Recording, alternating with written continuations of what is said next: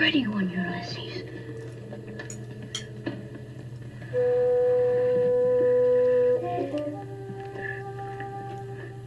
There it is. Hello BookTube, I'm Sean the Book Maniac. Welcome back to my channel. Here I am with another tag. This is a fabulous tag created by Steve Donahue. Earlier this month, everybody and their dog has done it, and so now everybody and their dog and the Empress of Bailing will have done it by the time this goes live.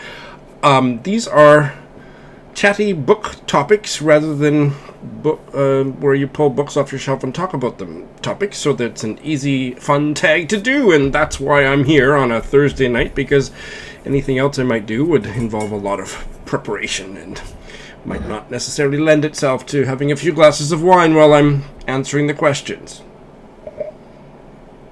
It doesn't usually stop me, but anyway, question number 1.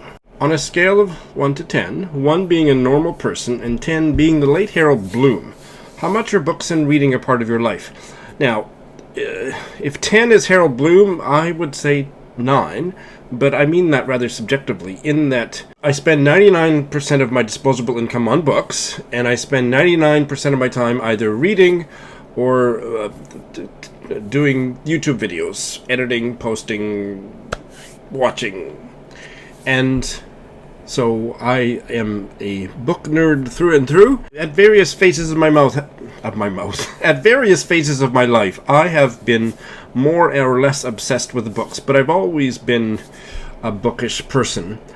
As a single gay man, for about 20 or so years, I wasn't necessarily hunting for a husband, but I was certainly hunting for gay stuff.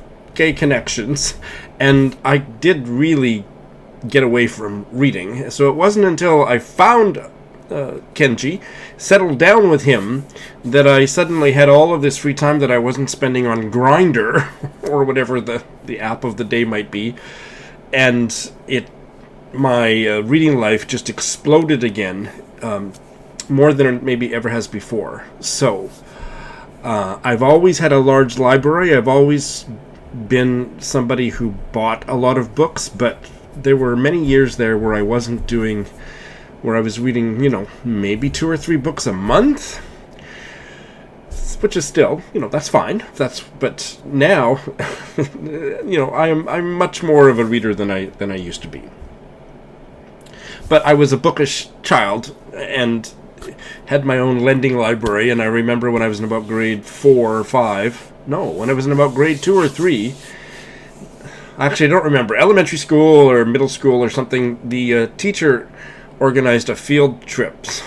All of my classmates, I was in a rinky-dink little town in Saskatchewan, Canada, so all of my classmates were about 15 or maybe 20 students, and carpooled out to my parents' farm, and my classmates borrowed books from my library, and Mom served cookies and something. But I feel more actuated, self-actualized as the obsessive reader that I have become in the last 5 or 7 years. Yeah. 2. Where does your personal library stand right now in relation to the rest of your life? Do you have more books now than you ever had? Viewer, how has your library changed? I don't have as many as I did when in Vancouver, and those years that I lived in Vancouver for about 9 years, I moved from Vancouver to Tokyo in 2009. And in order to do that, I liquidated a library of about 5,000 books. And I certainly don't have that many. I haven't counted. I might have 1,500 or 2,000 books in this apartment in Tokyo. I'm bad at judging, but it's not as big of a library. But it's more reflective of what I'm interested in reading now. My library definitely has changed. I have, over the phase of my reading life, I was very interested in a lot of academic topics, and I had a lot of kind of canonical literature, and I'm starting to build up that section of my library again. But those of you who follow my channel, you know that I read books that are more obscure, off the beaten track, a lot of translated literature, as well as some canonical, Victorian literature and whatnot. It's a mix, but my library here in Tokyo reflects my current reading obsessions.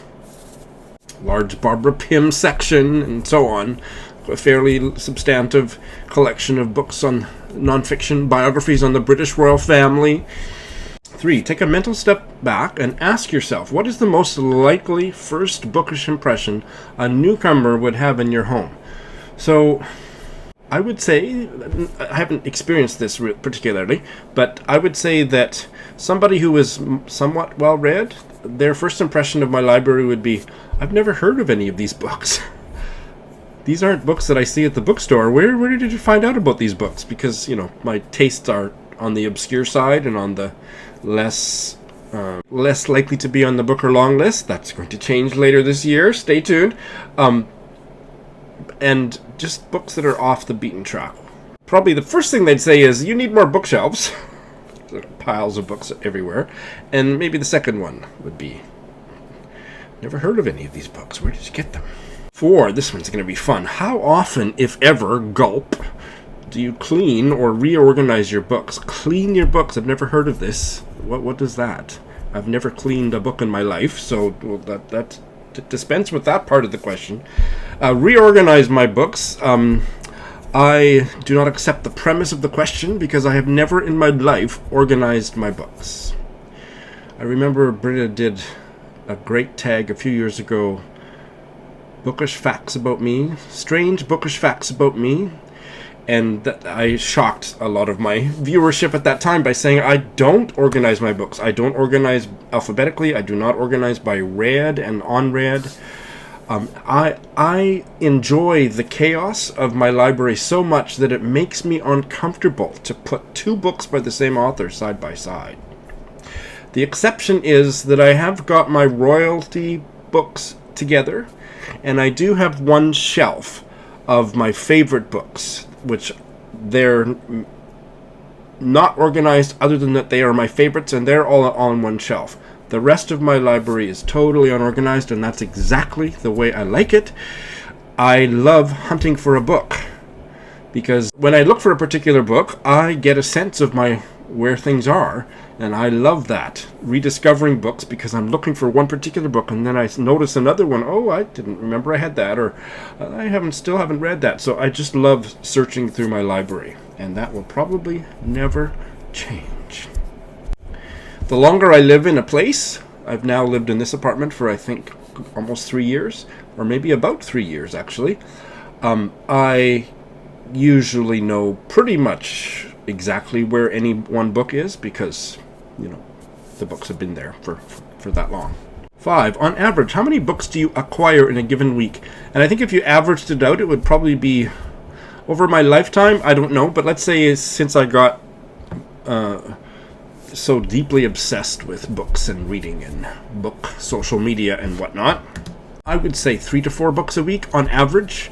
Right now, I'm probably only buying 1 or 2 a week, but then if I come into some extra money, like I did last week, I will buy 10 books. So during the first year of the pandemic, I was spending the extra $100 that was always left in my wallet at the end of my week for my typical weekly budget pre-pandemic. Though that $100 I would blow on books online every week. So for a year, I was spending $100 a week buying however many books that would buy, 4 to 5, whatever. So on average, 3 to 4, I would say, yes. 6, I don't know what this question is doing in this tag, but what song is your current earworm? Another fun fact about me, I do not listen to vocal music of any kind, because I can't read and listen to vocal music. So I listen to instrumental, classical piano music only. Other musical instruments distract me, but piano music, classical piano music is what I listen to when I'm reading. And because I'm always reading, I don't listen to, I like some vocal music. For many years I listened exclusively to J-pop, and I don't listen to J-pop anymore. The only time I listen to J-pop, that's Japanese pop music. I love it. Much better than K-pop. Which I like too, by the way. Kenji, my husband, I bought a thing, hair clippers, so I didn't have to go to the barber shop during the pandemic, and so he's been cutting my hair every 10 days for the last year and a half.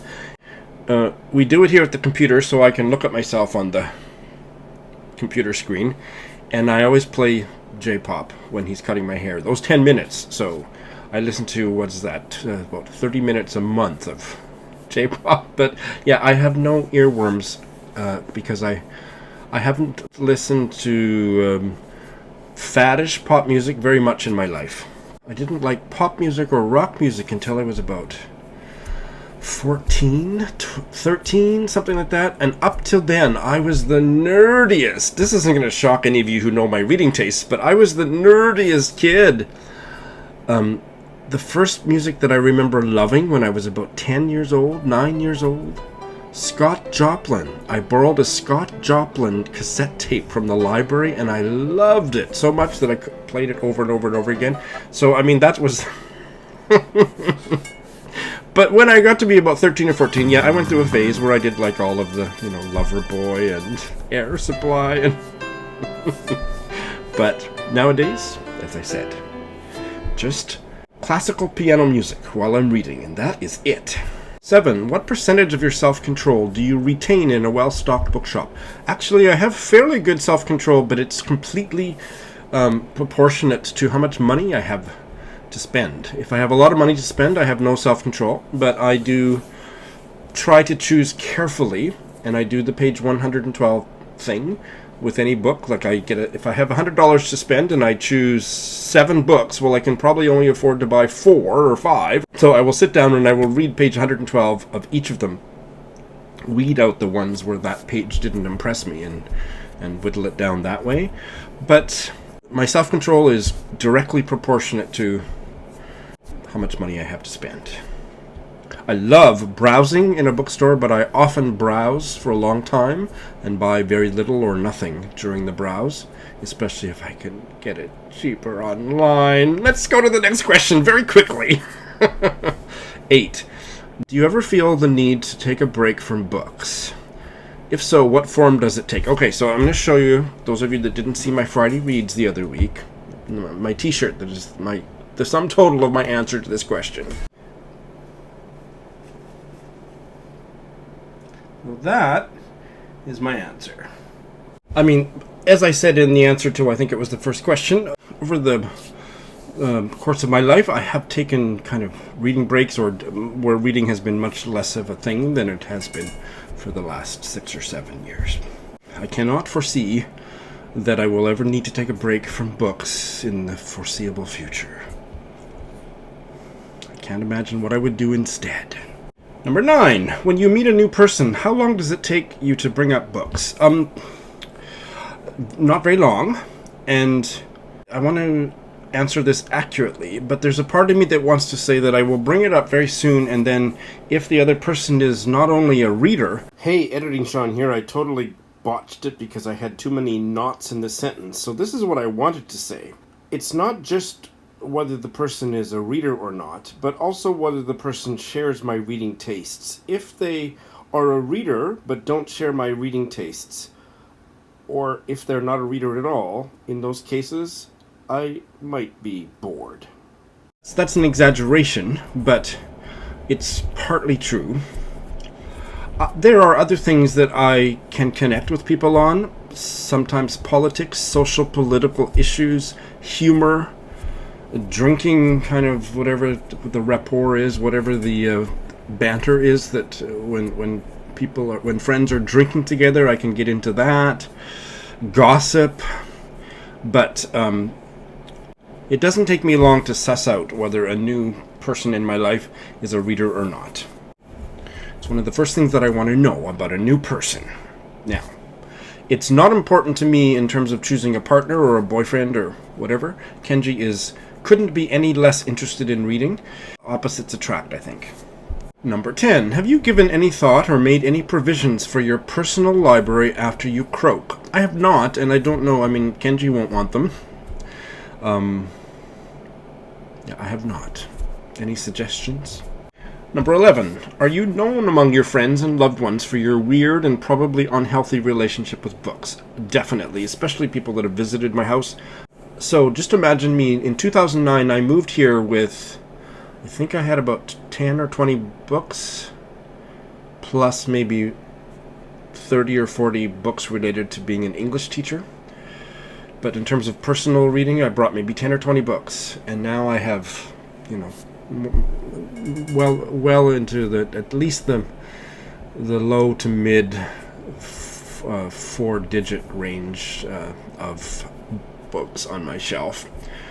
And certainly, you know, people know what I'm like. If there's a bookstore in the environs, I want to make a stop. And certainly Kenji, you know, because he's not into reading, he puts up with the fact that there are books stacked everywhere and that I am taking a lot of space for my reading obsession in our apartment. Luckily, by Japanese standards, this apartment is large enough, and Kenji is such a minimalist that he doesn't have any stuff, but he still grumbles on occasion.